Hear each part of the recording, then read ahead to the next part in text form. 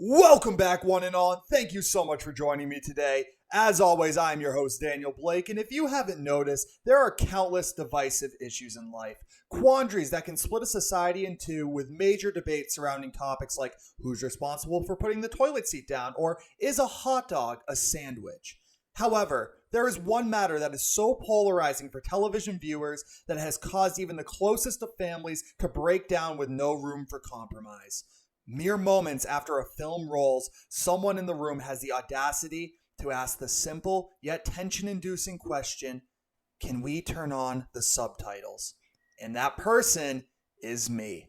You see, I grew up in a house that did not use them, and I always found myself misunderstanding key parts of the dialogue because I couldn't hear the actors properly. Once I was able to turn them on and actually read the lines as they appeared on screen, I found myself enjoying shows significantly more and was better able to appreciate the writing. However, if you're anti-subtitles for the same reason my parents are, believing that the text is just too distracting from the action, I feel you, and that's your choice.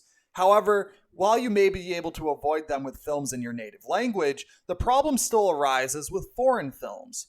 With English as my only language, I would have been bummed out to miss on gems like Pan's Labyrinth or Squid Game simply because I was unwilling to read the dialogue as it appeared on screen. There are the occasional options to dub, of course, but this choice often leads to some pretty janky syncing between the dialogue and the actor's mouth, which I would argue is actually far more distracting than subtitles. This long intro is to say that I'm grateful for them so we can all enjoy media from any parts of the world, including today's review of the newly released movie from Mexico, Non-Negotiable. Like many Netflix originals, it reached the top 5 on the platform during its first week, and as of July 31st, is garnering a 5.5 out of 10 on IMDb. Of course, I need to give you all a quick spoiler warning as we will be covering the movie in its entirety in this review. So without any further ado, let's see if Non-Negotiable was deserving of this mediocre score. The movie opens in an appliance repair store where a man named Vicente is watching a clip of a presidential candidate on the campaign trail. We then meet our hostage negotiator protagonist Alan driving his therapist's wife Victoria and daughter Juana as he gets a call from the chief of the police department, causing him to spring into action before cutting to the title screen. Alan arrives on the scene and is informed that a man named Jose is keeping his mother-in-law held at gunpoint. Using logic and a touch of trickery, Alan convinces Jose to turn himself in. Meanwhile, Victoria gets into hot water when one of her patients discovers that Juana has been listening to their entire session. Alan returns home to find a very angry Victoria, who tells him that she may lose her therapist license because they couldn't find a babysitter, before giving him an ultimatum of couples therapy or a divorce. At the couples therapy, we learn that Alan promised to quit being a negotiator 8 years ago, and Victoria has had a continuous affair with her personal trainer Nico, surprising us and her husband. We then switch to Vicente and a disguised Nico knocking out a security guard at a high-end living complex. On his way to have an affair at that same complex, the president and his mistress are taken hostage by Vicente. Alan is notified of the kidnapping as Nico lures Victoria to the complex so she can also be taken hostage. The police set up a perimeter trying to seem inconspicuous to avoid the kidnapping leaking to the public. Alan arrives and sees a live feed of the politicians and his wife before Vicente demands a ransom payment. Vicente has the president hold an electrocution device and forces him to zap himself for every broken promise he made while on the campaign trail. Alan is sent away from the case for some reason, even though Vicente specifically said he'd only speak to him, which is immediately acknowledged by the movie, and Alan comes right back into the crisis, making the previous 5 minutes completely pointless, basically. The police wire ransom money to the hospital that Vicente's wife died at, claiming it's to cover the president's promise of available health care, before informing them an elementary school is to be funded next. Alan convinces Vicente to release his wife, but instead, he sets the congresswoman or the president's mistress completely free. It's at this moment Alan learns who Vicente is, and we find out that they used to be partners in the Special Operations Group until he was fired for botching a hostage situation, with his discharge papers being signed by the now president. Victoria learns that Nico has been working with Vicente the whole time and is actually his brother-in-law. Without clearance, Alan sneaks a polygraph test that Vicente requested in a pizza box to him. Vicente then records the president taking the polygraph test, exposing his true greedy nature to the world. The other politicians hatch a plan to have the president killed intentionally and have the media make him look like a hero. Vicente releases Nico, who gives a fake story to Alan and the police. They don't believe Nico's story at all and knock him out to search his body, finding the video memory card of the president's confession. The politicians show up to the crime scene and tell the police to prepare to breach the room. Alan runs to talk to Vicente in person, convincing him to allow Victoria and him to swap places in exchange for the polygraph video being released publicly. Before the police can breach, Alan negotiates the release of the president for a mere 1.5-year prison sentence to Vicente.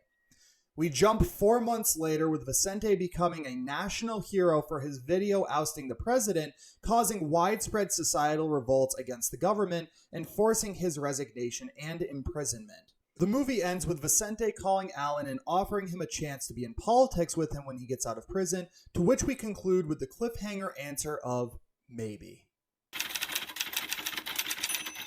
I need to be honest with you all, I haven't been this torn on a movie for quite a while. On one hand, the primary plotline of an antagonist exposing the corruption of his government and swaying the protagonist to their way of thinking is incredibly fun. Watching Vicente's past as a dishonorably discharged special agent and widower come to light make his zealot-like actions completely believable as a man with nothing to lose. Alan was also a great hero of this story and had multiple layers of depth in his writing.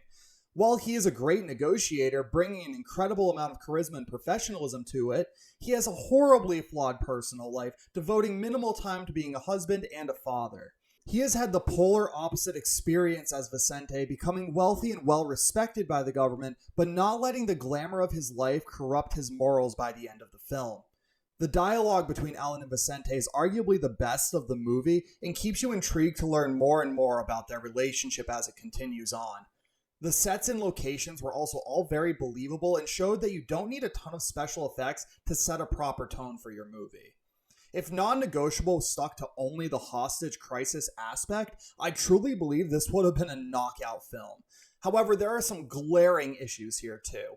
While it is clear the writers knew how to make kidnapping the president a fun, intense romp, the side story of Alan's family drama began to feel a lot like a bad telenovela really quick. I mean, why did they need to make Victoria's character just so incredibly unlikable? Like, not only is her reason for having an affair kinda lame, but the fact that she is clearly habitual in it is kind of sickening. Also, she goes off on how Alan doesn't appreciate her job as a therapist, but it's kinda hard to defend her professionalism when she literally has Juana sitting in the bathroom attached to her office instead of having her go anywhere else while she conducts a session, and then has the gall to blame her husband for it. It also took her literally being held at gunpoint to respect what Alan does for work, at one point even saying that the hostages he saved don't matter to anything. Honestly, she's one of the worst characters I've seen in a while is what I'm trying to get across here. The other side characters, such as Alan's trainee Mendez, are kind of pointless and honestly just average actors, which makes you wonder why they were even included in the first place. Ultimately, I think Non-Negotiable would have done better if they just stuck to the less is more ideology when it came to side plots. And lastly, while it is cool to see the president's corruption go viral and cause a social uprising to happen, I think it's super cheesy to end with the idea that Vicente will be running for president and leaves us with the cliffhanger of not knowing if Alan will join him. So, on a scale of 1 to 10, I'd give it 6 lambs. It's a really fun movie, but the amount of pointless scenes and unnecessary drama really hurt the scoring for me. If the fluff was cut, this film probably would have dropped from an 80-minute experience to a 60-minute one, but that would have arguably been far better for the overall story. Even though it may not have been my favorite movie of all time, I can't say I regret watching Non-Negotiable at all. Would I recommend it? Sure. If you're looking for a short time filler experience and don't place the quality bar too high, I think you'll be pleasantly surprised with what's on offer. Would I watch it again? Probably not by myself, but if a friend wanted to put it on, I wouldn't be opposed. And do I think it's better than 90% of the streaming originals that I've dropped recently? Yeah, 1000%. There's no doubt about it. Well, everyone, I hope this video was a good insight into Non-Negotiable, and I appreciate you all for sticking through it this far. If you haven't yet, I'd greatly appreciate you tapping that like and subscribe button. It really helps out a ton. And lastly, thank you all so much for watching. And as always, I hope you all just have the most wonderful day. Deuces!